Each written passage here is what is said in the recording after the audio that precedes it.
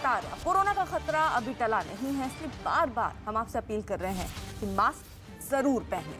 Unlock की प्रक्रिया राज्यों ने शुरू की है, वो आपके लिए की है, लेकिन आपको लापरवाही नहीं बरतनी है, क्योंकि आगे हमारे सामने तीसरी लहर का खतरा भी है और उस खतरे से बचना है तो मास्क लगाना बेहद जरूरी। राम जन्मभूमि तीर्थ क्षेत्र ट्रस्ट पर गंभीर आरोप लगे हैं। समाजवादी पार्टी के नेता और पूर्व राज्य मंत्री पवन पांडे ने प्रेस कॉन्फ्रेंस कर ट्रस्ट पर भ्रष्टाचार का आरोप लगाया।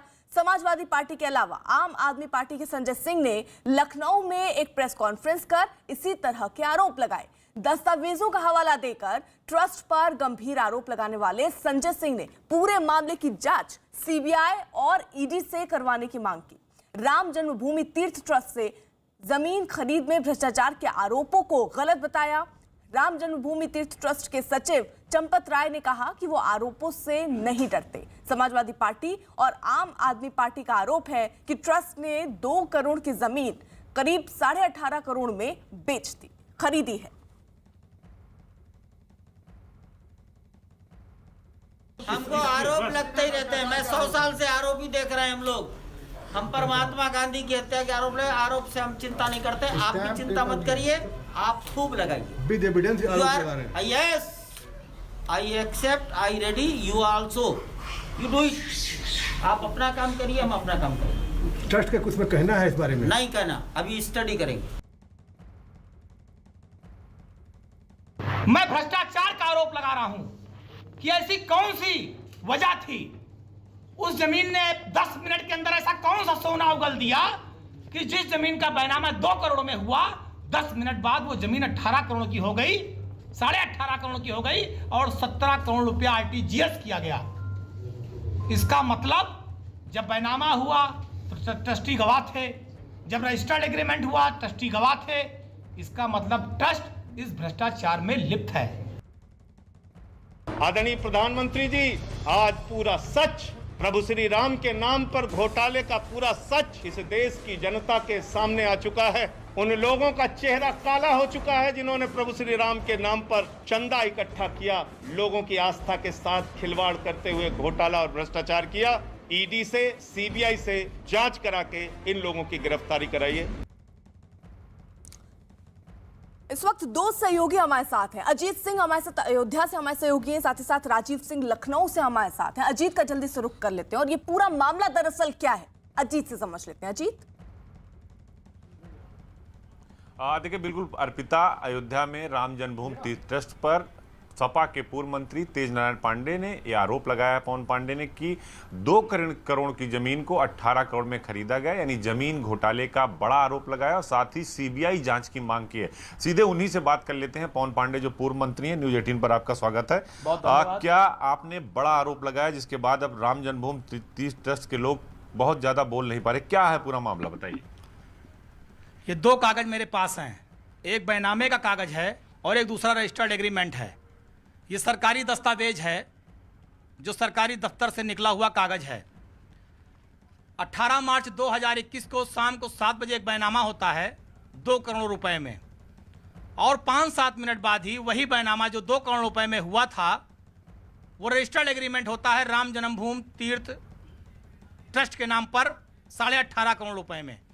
मैं सिर्फ इतना जानना चाहता हूं, मैं कागज के आधार पर बात कर रहा हूं, मैं कोई मनगढ़ंत कहानी या किस्सा नहीं सुना रहा हूं कि 2 करोड़ की जमीन 5 मिनट के बाद 18.5 करोड़ की कैसे हो गई। सिर्फ मेरा यह सवाल है। और दूसरी बात, जब जमीन 2 करोड़ रुपए की लिखाई गई तो उसमें भी गवाह के रूप में ट्रस्टी अनिल मिश्रा जी थे, जो राम जन्मभूमि ट्रस्ट के ट्रस्टी हैं अनिल मिश्रा, वो उसमें गवाह थे। ऋषिकेश उपाध्याय उसमें गवाह थे।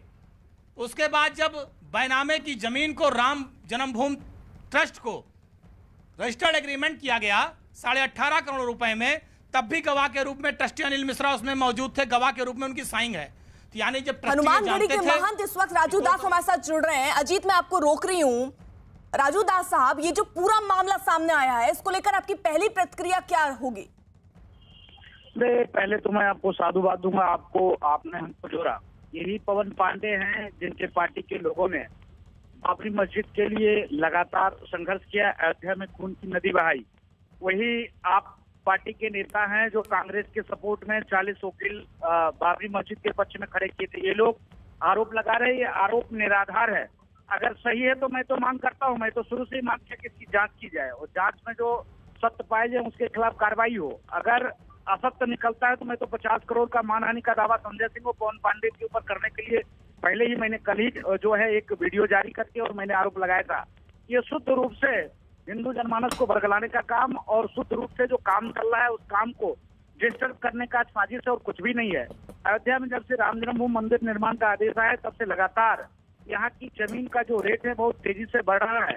ट्रस्ट के लोगों की कल मीटिंग थी, कल प्रमुख सचिव आए हुए थे और प्रमुख सचिव ने कल जो वार्ता किया उस वार्ता में यह तय हुआ कि राम जन्मभूमि के आसपास की जो जमीनें हैं, जो मठ है, मंदिर है, उसको लेकर उसको बगल में कहीं जमीन देकर व्यवस्थित किया जाए, क्योंकि मंदिर भव्य और दिव्य बनना है। सुरक्षा की दृष्टि से यह काम जरूरी है, इसके नाते ट्रस्ट के लोग कर रहे हैं।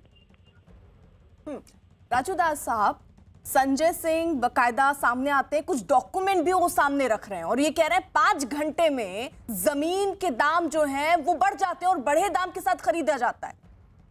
जी, इसके नहीं, उनका भी कहना सही है, लेकिन वो तथ्य की जानकारी नहीं की है ना। वैसे उन्होंने देखा, बोलना शुरू कर दिया।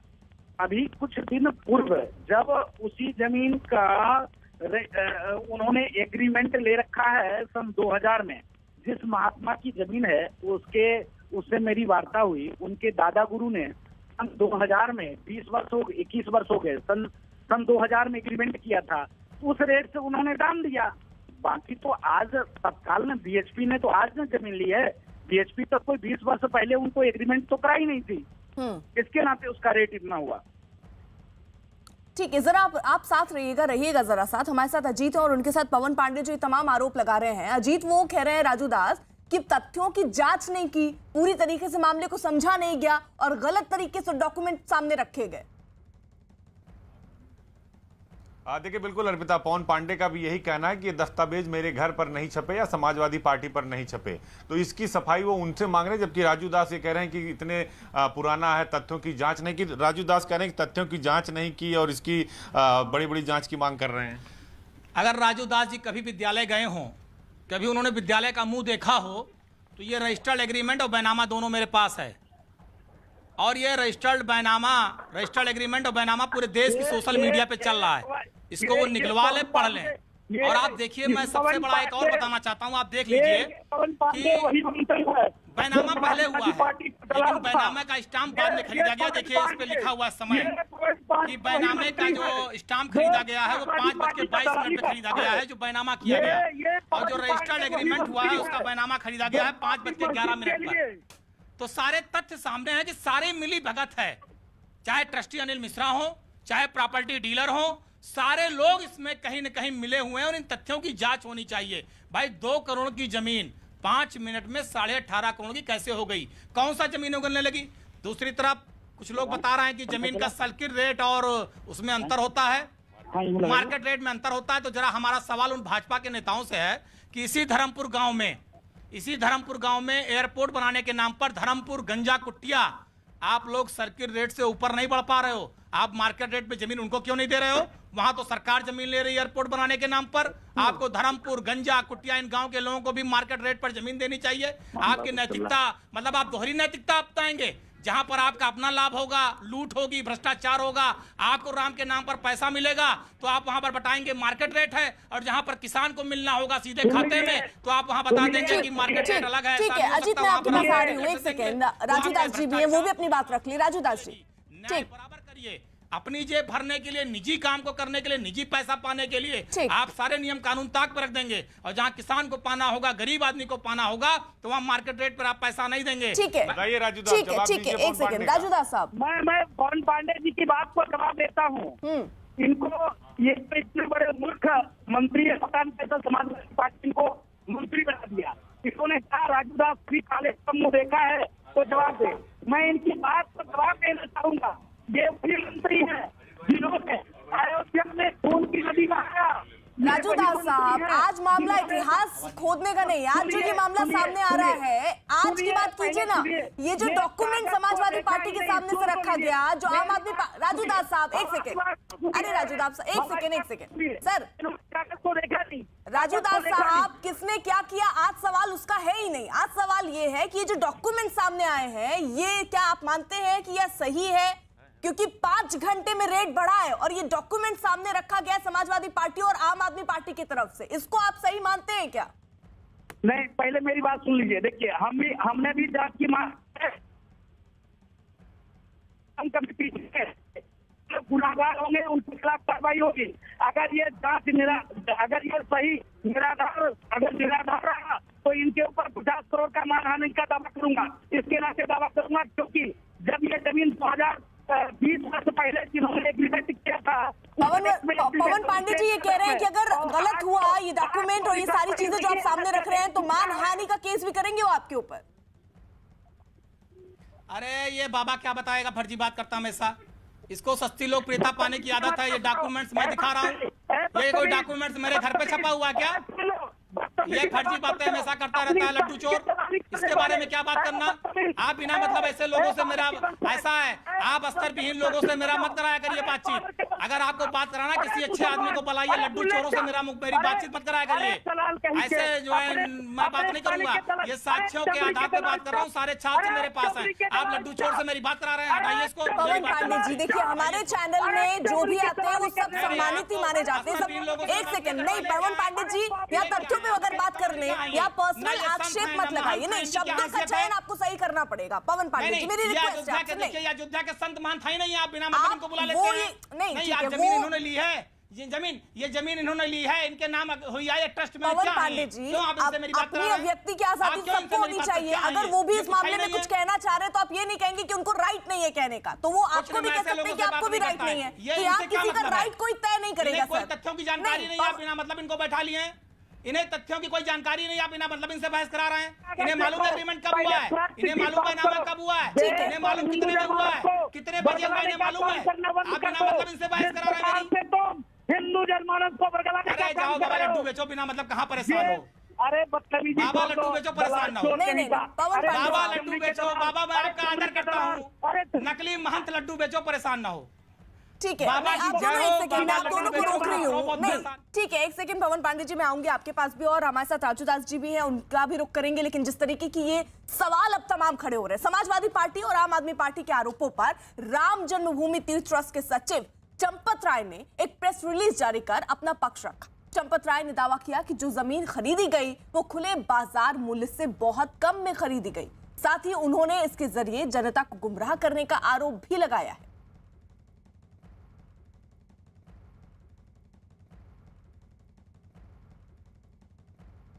राजीव भी हमारे साथ, हमारे सहयोगी इस वक्त मौजूद हैं। राजीव, ट्रस्ट का अभी तक कोई बयान इस पूरे मामले पर आया है खुलकर सामने?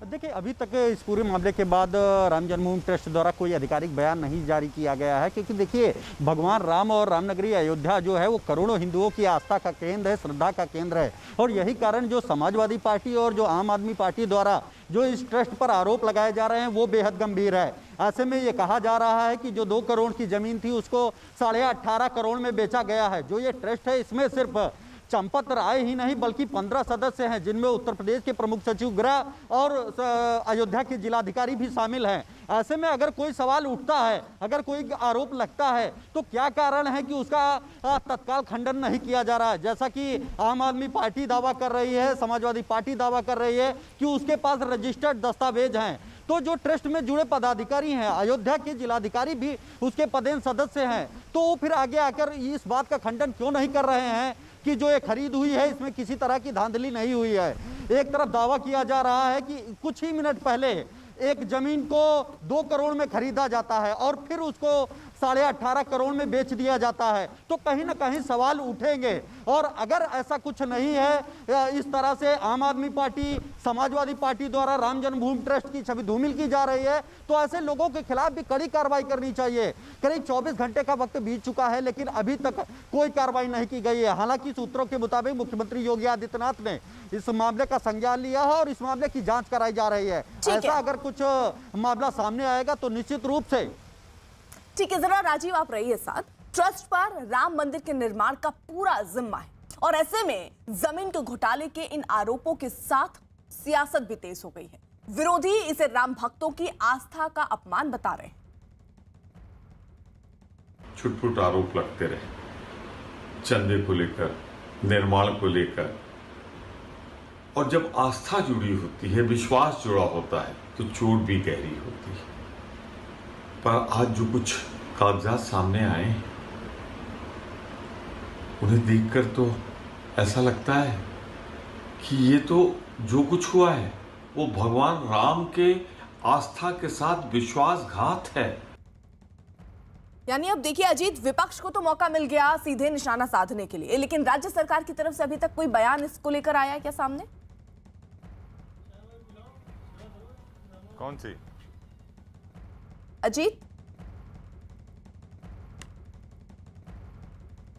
अजीत तक आवाज नहीं जा रही, एक बार फिर से उनसे कनेक्ट करने की कोशिश करेंगे, लेकिन अभी तक देखिए ट्रस्ट की तरफ से कोई भी आधिकारिक बयान इस संदर्भ में नहीं आया कि आखिरकार 5 घंटे के अंदर जो जमीन 2 करोड़ की थी उसका रेट 18.5 करोड़ कैसे हो जाता है, ये एक बड़ा सवाल है। और ट्रस्ट हो सकता है जल्द ही इसको लेकर, अब जो भी वो कहना चाह रहे हैं उसको लेकर वो सामने आए। राजीव हमारे साथ इस मामले पर जुड़े हुए हैं। राजीव, जिन लोगों ने आरोप लगाए हैं उन लोगों ने क्या सबूत पेश किए हैं? देखिए, इस दौरान जो आम आदमी पार्टी है, जो समाजवादी पार्टी के नेता पवन पांडे हैं, उनके द्वारा वो बैनामा सोशल मीडिया पर वायरल किया गया है, जिसमें इस बात का जिक्र है कि एक ज़मीन जो करीब 5 करोड़ 80 लाख की मालियत की होती है, उसे चंद मिनटों पहले 2 करोड़ में खरीदा जाता है और उसके बाद कुछ ही मिनट बाद जो राम जन्मभूमि ट्रस्ट है उसे 18.5 करोड़ रुपए में खरीदता है और 17 करोड़ का आरटीजीएस भी उसके खाते में किया जाता है। तो जो ये तथ्य जो सोशल मीडिया पे वायरल हो रहे हैं, उनसे ऐसा लग रहा है कि निश्चित रूप से कहीं ना कहीं कुछ गड़बड़ हुई है। ऐसे में अगर ये तथ्य फर्जी हैं, ये दस्तावेज फर्जी हैं, तो निश्चित रूप से जिन लोगों ने इसको वायरल किया है, जिन लोगों ने राम जन्मभूमि ट्रस्ट की छवि धूमिल करने का काम किया, उनके खिलाफ कार्रवाई होनी चाहिए। लेकिन हैरत की बात यह है कि लगातार समाजवादी पार्टी के नेताओं द्वारा, आम आदमी पार्टी के नेताओं द्वारा आरोप लगाया जा रहा है, लेकिन अब तक राम जन्मभूमि ट्रस्ट द्वारा कोई सफाई नहीं दी गई है। न ही जो इस ट्रस्ट के पदेन अन्य सदस्य हैं, चाहे जिलाधिकारी हों या प्रमुख सचिव गृह हों या फिर जो अन्य लोग हैं, उन्होंने भी आगे आकर ये सफाई नहीं दी है कि जो ये तथ्य हैं ये फर्जी हैं या फिर जो ये आरोप है ये अनर्गल है। ऐसे में कल चंपत राय से ये बात पूछी गई थी, लेकिन उन्होंने भी इस पर स्पष्ट रूप से कुछ बात नहीं कही। उन्होंने ये कहा कि हम स्टडी करेंगे और देखेंगे। लेकिन जिस तरह से सोशल मीडिया पर वायरल हो रहा है, फेसबुक ट्विटर पे वायरल हो रहा है, उससे कहीं ना कहीं राम जन्मभूमि ट्रस्ट को लेकर एक बड़ा सवाल हो रहा है। लोगों के मनों में ये है कि क्या उनका चंदा जो राम जन्मभूमि राम मंदिर निर्माण के लिए दिया गया था उसमें करप्शन हुआ? ठीक है राजीव, जरा रहिए जरा साथ। वहीं बीजेपी की देखिए सहयोगी राम जन्मभूमि तीर्थ क्षेत्र ट्रस्ट पर लगे आरोपों को महज विरोधियों की सियासत बता रही और दावा यह कर रही है कि मंदिर निर्माण में रुकावट पैदा करने के लिए ऐसे आरोप लगाए जा रहे हैं। आरोप मढ़ने के पहले आरोपों के पक्ष में अगर कोई दस्तावेजी सबूत विपक्ष के पास है तो फिर उनके आरोपों की प्रामाणिकता बढ़ेगी, नहीं तो सिवाय सियासत के इसे कुछ भी नहीं कहा जा सकता है। और विपक्ष के लगातार अनावश्यक बयानों से सिवाय एक धुंधलापन या किसी भी अभियान के प्रवाह को कुंद करने की जो कोशिश हो सकती है वो अपनी जगह है, लेकिन इससे कहीं ना कहीं एक महान उद्देश्य को पूरा करने में वो अवरोध पैदा कर रहे हैं। इस मामले पर जमकर सियासत भी हो रही है और इसी बीच विश्व हिंदू परिषद का कहना है कि जो आरोप लगाए गए हैं उनकी जांच के बाद ही उनकी तरफ से जवाब दिया जाए। We have heard the allegations made by Shri Sanjay Singh of the Aam Aadmi Party against Shri Ram Janmabhoomi Tirtha Kshetra Trust. He has also released some documents.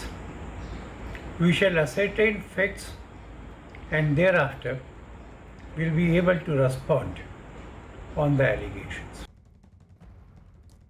Ajit, ये देखिए तमाम आरोपों के बीच अब खबर की सत्यता कितनी है इस पर भी कई अब सवाल उठ रहे हैं और वीएसपी की तरफ से कहा गया कि जब तक इसकी सत्यता साबित नहीं होती तब तक इस पर कोई बयान खुलकर देना सही नहीं होगा। लेकिन जिस जमीन की बात हो रही है वो आखिरकार कहां पर है?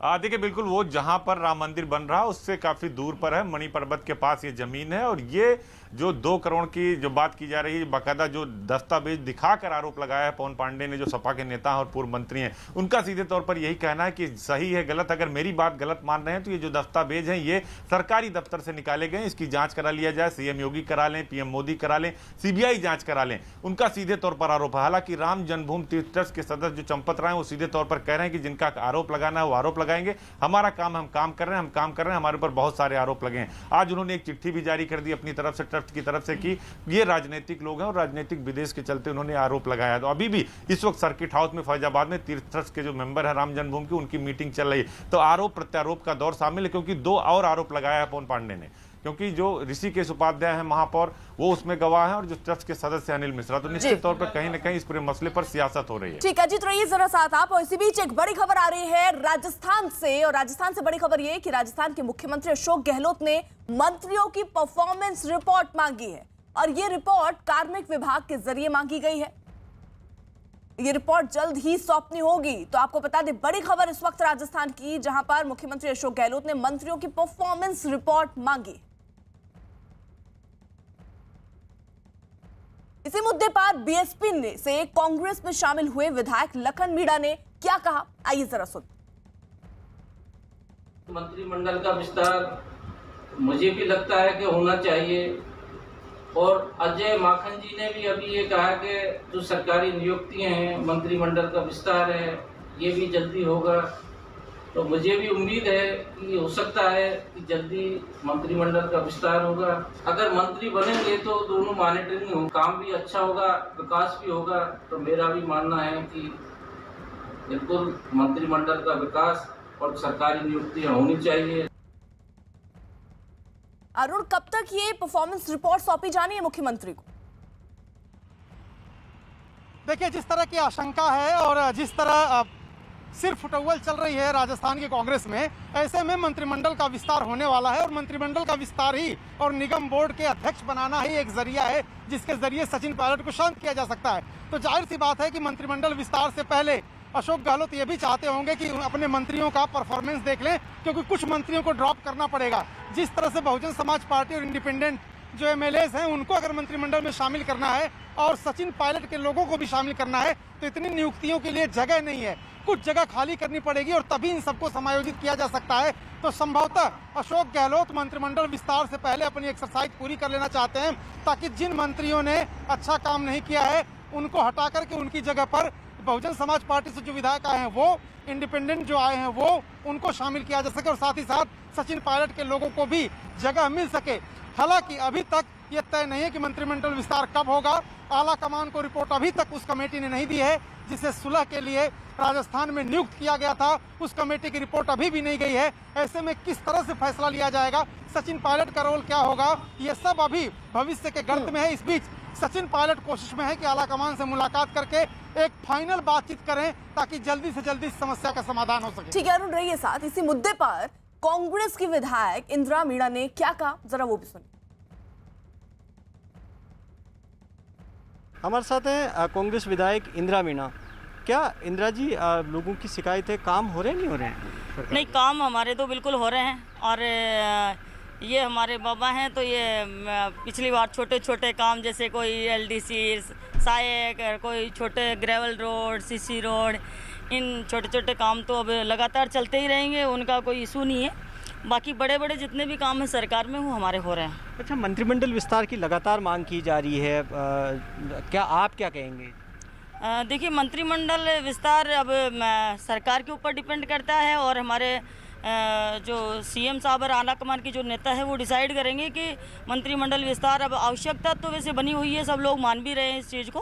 तो हम उम्मीद ही है सब लोगों को कि मंत्रिमंडल विस्तार होगा। इस बीच भवानी भी हमारे साथ, हमारे सहयोगी इस वक्त जुड़ चुके हैं। भवानी, अशोक गहलोत के इस कदम का असर आप क्या देख रहे हैं, क्या होगा वहां की सियासत पर?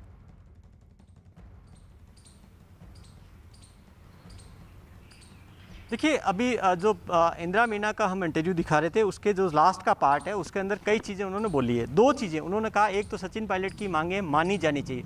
इंदिरा मीना सचिन पायलट के साथ नहीं थी, जब बगावत की थी तो उसके दौरान ये अशोक गहलोत के साथ में थी, और आज सचिन पायलट का समर्थन कर रही है कि जो पार्टी हाईकमान ने जो वादे किए थे सचिन पायलट से पूरे होने चाहिए। दूसरी बात वो कह रही हैं कि मंत्रिमंडल विस्तार होना चाहिए, राजनीतिक नियुक्तियां होनी चाहिए। वो कह रही है अनिश्चितता का माहौल खत्म होना चाहिए। इंदिरा मीना वही है जो जिनके बारे में कहा गया कि 2-4 दिन पहले वो जब चीफ मिनिस्टर से मिली और उन्होंने ये शिकायत की कि फ़ोन टैपिंग हो रही है जो चीफ मिनिस्टर से मिलने वाले हैं। हालांकि जब इंदिरा मीना से हमने सवाल किया कि आपका क्या फ़ोन टेप हो रहा है, आप चीफ मिनिस्टर से मिली थी, क्या आपकी जासूसी हो रही है, जो शिकायतें आपने चीफ मिनिस्टर से की, तब वो पलट गई कि नहीं ऐसा नहीं है। लेकिन एक बात उन्होंने कही कि विधायकों में डर का माहौल है, यानी टैपिंग को लेकर डर का माहौल है और ये डर दूर होना चाहिए, अनिश्चितता का माहौल है वो ख़त्म होना चाहिए।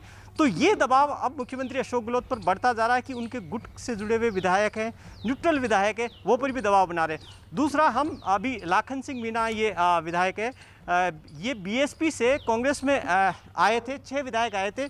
लाखन सिंह मीणा ने डिमांड की है कि अब मंत्रिमंडल विस्तार होना चाहिए। ये वो 6 विधायक हैं जिनकी वजह से अशोक गहलोत सरकार बची थी, जो बीएसपी से जिनको कांग्रेस में लाया गया था। अब वही जो अशोक गहलोत से मांग कर रहे हैं कि अब मंत्रिमंडल विस्तार करिए, यानी कि जो मंत्री बनना चाहते हैं वो।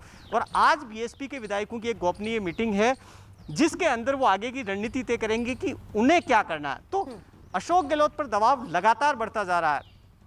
इस बीच में हमें खबर मिली है कि मुख्यमंत्री ने परफॉर्मेंस रिपोर्ट मंत्रियों की मांग ली है। ठीक है, जी। मैं एक बार फिर से आपका रुख करूंगी, जरा रहिए साथ। वहीं कांग्रेस विधायक वेद प्रकाश सोलंकी के फोन टैपिंग के दावे पर राजस्थान कांग्रेस में हलचल मची हुई है। 2 रोज पहले उन्होंने ये दावा किया था कि राज्य में कई कांग्रेस विधायकों के फोन टैप किए जा रहे हैं और उन विधायकों से उनकी बात भी हुई है। इसकी शिकायत मुख्यमंत्री अशोक गहलोत से भी की गई है, जिस पर बीजेपी का भी बयान सामने आया।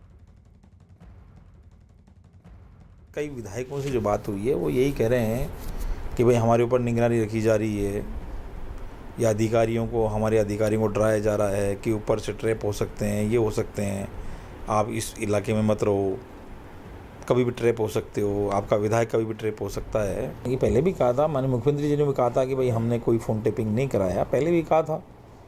उसके बाद भी फ़ोन टेपिंग, ऑडियो भी वायरल हुए थे। बिल्कुल ऑडियो वायरल हुए थे, इसका मतलब फ़ोन टेपिंग तो हुआ ही है, कहीं ना कहीं से तो ऑडियो आए थे।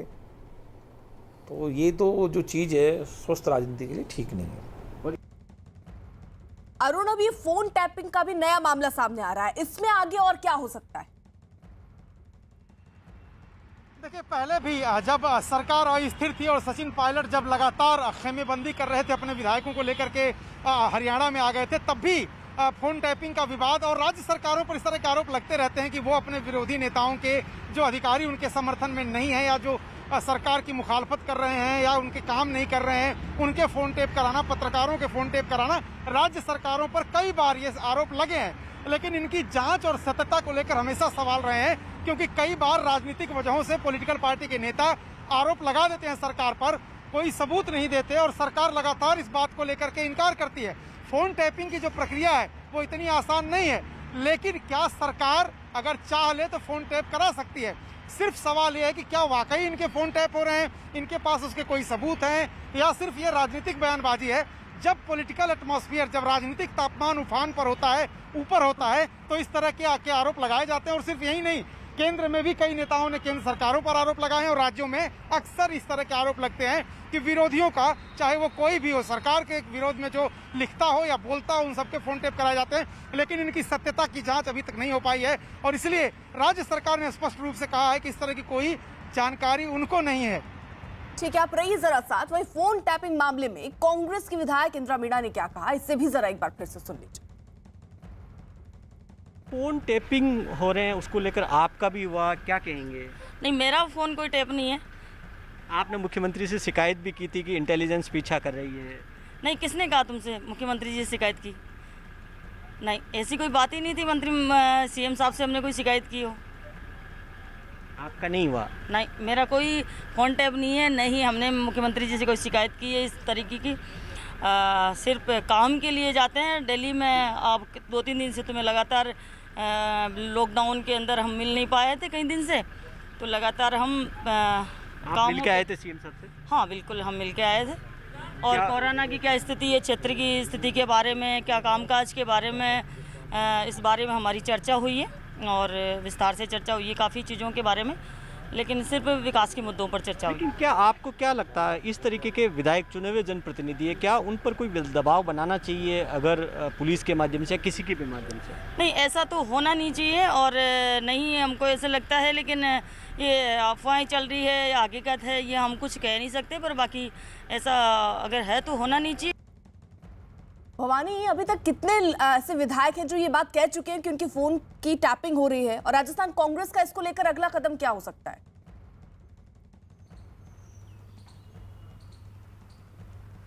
देखिए, फ़ोन टैपिंग का मसला है, वेद प्रकाश सोलंकी ने उठाया, उनके घर के बाहर ही हम खड़े हैं। वेद प्रकाश सोलंकी पायलट समर्थक है, उन्होंने ये कहा कि कांग्रेस के कुछ विधायकों के फ़ोन टेप हुए हैं, जिन्होंने उन्होंने कहा कि उन विधायकों ने उनको बताया था कि फ़ोन टेप हो रहे हैं और ऐप के ज़रिए बताया कि किस तरीके से टैपिंग हो रही है। उन्होंने ये मुद्दा उठाया था कि इंटेलिजेंस पीछा कर रही है कुछ विधायकों का, और जो उनको ट्रैप करने आने की एंटी करप्शन ब्यूरो के ज़रिए इस तरीके के दबाव बनाए जा रहे हैं। उस पर अभी जिन विधायकों के बारे में नामों का उन्होंने खुलासा नहीं किया, लेकिन जो मैं सोर्सेज से जानकारी मिली उसमें एक जिन विधायक से हमने बात की उनका भी नाम था, तो लेकिन वो विधायक बोलने को तैयार नहीं है। अभी इंदिरा मीणा से हमने बात की तो वो साफ मना कर दिया है कि उनका टैप नहीं हुआ, क्योंकि ऑफिशियली अगर कोई भी विधायक ये एक्सेप्ट करता है कि उसका फ़ोन टेप हुआ तो तत्काल उसको जवाब देना होगा। सरकार की ओर से अभी तत्काल उनसे पूछा जाएगा। ऑफिशियली इनके पास कुछ होता नहीं है जिसके आधार पर ये सबूत दे सके, साबित कर सके कि उनका फ़ोन टैप हुआ। तो इसलिए खुद के बारे में ये लेने से कोई भी एमएलए बच रहा है। वो ये कह रहे हैं कि एक्स एमएलए का हुआ, वाई एमएलए का टैप हुआ, तो टैप का बड़ा पेचीदा मसला है जिसमें नहीं है। लेकिन एक बात ज़रूर है जो इंदिरा मीणा ने कोट की कि विधायकों में जो डर का माहौल है वो डर नहीं होना चाहिए टैपिंग को लेकर या ट्रैप कराने को लेकर या इस तरीके से, और ये माहौल खत्म होना चाहिए अनिश्चितता का। और सचिन पायलट जो डिमांड कर रहे हैं उस पे पार्टी हाईकमान विचार करके और जल्दी फैसला करें। ठीक है भवानी, रहिए साथ। देखिए, केंद्रीय मंत्री गजेंद्र सिंह शेखावत ने राजस्थान कांग्रेस में मची हलचल पर क्या कहा, आपको जरा ये भी सुनवाते। कांग्रेस पार्टी के ही कुछ विधायकों ने माननीय मुख्यमंत्री जी से इस बात की शिकायत की है कि हमारे इलीगली टेलीफोन टैप किए जा रहे हैं। अब कि वो लीगली किए जा रहे हैं, इलीगली किए जा रहे हैं, मुझे लगता है कि कांग्रेस को, कांग्रेस की सरकार और सरकार के मुखिया को इसका स्पष्टीकरण करना चाहिए। उस समय जब पायलट साहब नाराज होकर के चले गए थे, उस समय उनके बारे में किस तरह का कि अमर्यादित भाषाओं का प्रयोग किया गया, उनको ट्रेटर कहा गया, उनको भगोड़ा कहा गया, उनको धोखेबाज कहा गया, उनको नाकाबिल कहा गया, उनको निकम्मा कहा गया, उनको नाकारा कहा गया। फिर एक बार गलबैयाँ करते हुए दिखाई दिया, और अब जब दूरियां वापस बढ़ने लगी है तब अब की बार उनको क्या उपनाम और पदवियाँ दी जाएंगी, इसकी तैयारी मुझे लगता है कि पायलट साहब ने भी कर ली होगी।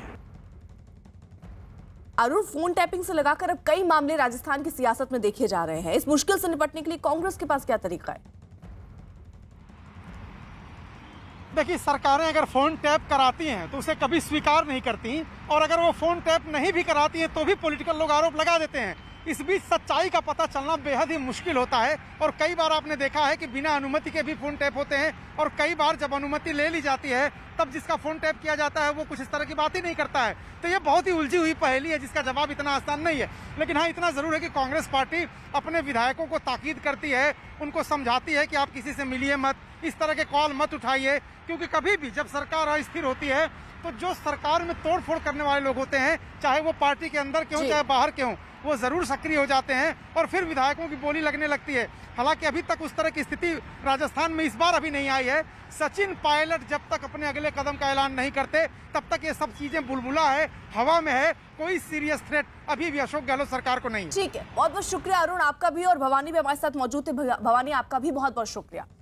उधर बिहार एलजेपी में एक नई बड़ी सियासी हलचल की खबर आ रही है। लोकसभा अध्यक्ष ओम बिरला से लोक जनशक्ति पार्टी के सांसद पशुपति कुमार पारस ने मुलाकात की। न्यूज़ 18 के चंद्रमोहन कुमार की खबर है कि एलजेपी सांसद ने एक जेडीयू सांसद से भी मुलाकात की, और इस मुलाकात के कई मायने निकाले जा रहे हैं। आखिर क्या है इस मुलाकात के मायने, और आज एलजेपी से क्या कोई बड़ी खबर आ सकती है, इस पर नजर रहेगी। तो बड़ी खबर इस वक्त बिहार की राजनीति से, बिहार एलजेपी में नई बड़ी सियासी हलचल की खबर। लोकसभा अध्यक्ष ओम बिरला से लोक जनशक्ति पार्टी के सांसद पशुपति कुमार पारस ने मुलाकात की। न्यूज 18 के चंद्रमोहन कुमार की खबर। दो सहयोगी इस वक्त हमारे साथ जुड़ चुके हैं। चंद्रमोहन कुमार हमारे साथ इस वक्त बिहार से, साथ ही साथ नीरज हमारे साथ दिल्ली से मौजूद है। चंद्रमोहन का जल्दी से रुक कर लेते हैं। चंद्रमोहन, लोक जनशक्ति पार्टी में क्या चल रहा है?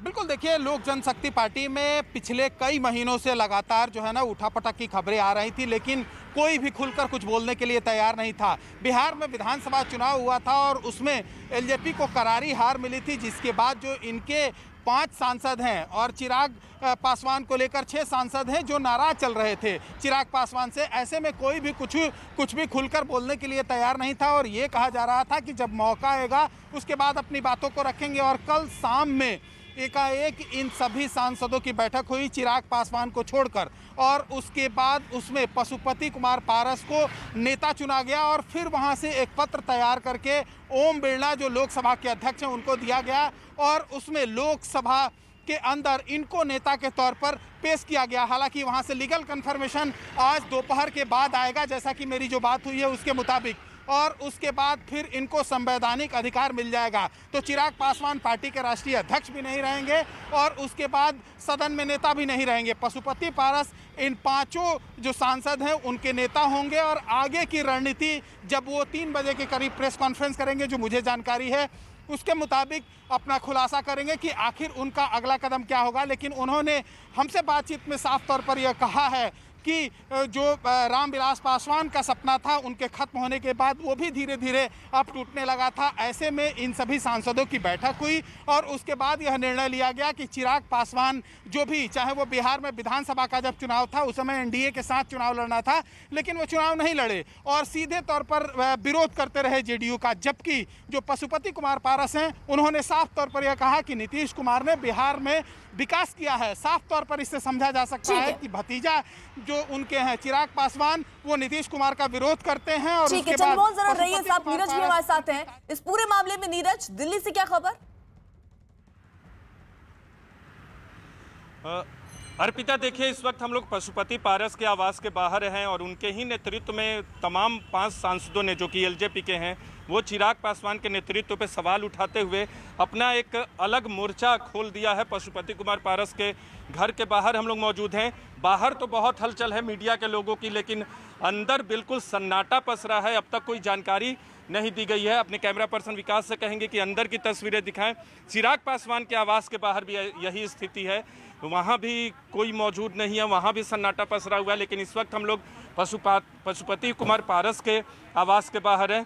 प्रिंस, जो कि बिहार एलजेपी के अध्यक्ष भी हैं, वो भी इस पूरी मुहिम में पशुपति कुमार पारस के साथ है। देखना होगा कि चिराग पासवान का अगला मूव क्या होता है। क्या वो जो पशुपति कुमार पारस के नेतृत्व में जो विरोध किया गया है, जो दावा किया जाएगा आने वाले घंटों में, क्या उसको चुनौती देते हैं चिराग पासवान? तो चिराग पासवान को ठीक है, ये देखना होगा कि अब बिहार की सियासत में किस तरीके की हलचल मचती है। फिलहाल आप दोनों का बहुत बहुत शुक्रिया। एक छोटे से ब्रेक के लिए यहाँ रुक रहे हैं, जल्द हाजिर होंगे। आप बने रहिए न्यूज 18 इंडिया के साथ।